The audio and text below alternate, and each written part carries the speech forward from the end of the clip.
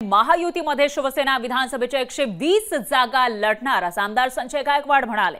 राज्यामध्ये 100 जागा निवडून आणण्याचं आमचं टार्गेट असल्याचंही संजय गायकवाड यांनी सांगितले आणि त्यांनी शिवसेनेचा प्लॅन नेमका काय आहे विधानसभेसाठी ते उघड केलेलं आहे। तर राज्यामध्ये विधानसभेच्या टोटल जागा आहेत 288 आणि त्यामध्येही सध्या विधानसभेतला सगळ्यात मोठा पक्ष आहे महायुतीमधला तो म्हणजे भाजप, ज्यांच्या 100 पेक्षा जास्त ज्यांचे आमदार निवडून आले होते मागच्या टर्ममध्ये। त्यामुळे आता त्यांना नेमक्या किती जागा मिळतात या 288 पैकी असा सवाल असतानाच शिंदेंच्या शिवसेनेनं 120 जागांवर निवडणूक लढण्याचा प्लॅन केल्याचं दिसतंय आणि त्यापैकी 100 जागा निवडून आणण्याचं टार्गेट असल्याचं संजय गायकवाड यांनी सांगितलं।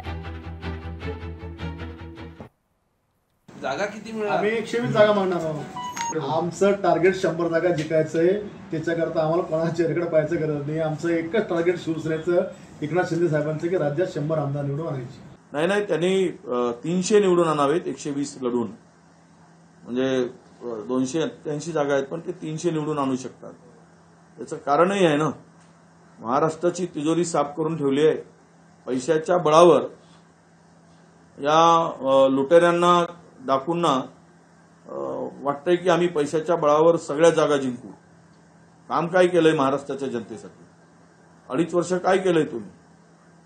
2.5 वर्ष कर्ज काढून काढून टेंडर काढण्याचंच काम केलं आणि आता सद्बुद्धी तुम्हाला गणेशजी देवो की आता तरी टेंडर थांबावे।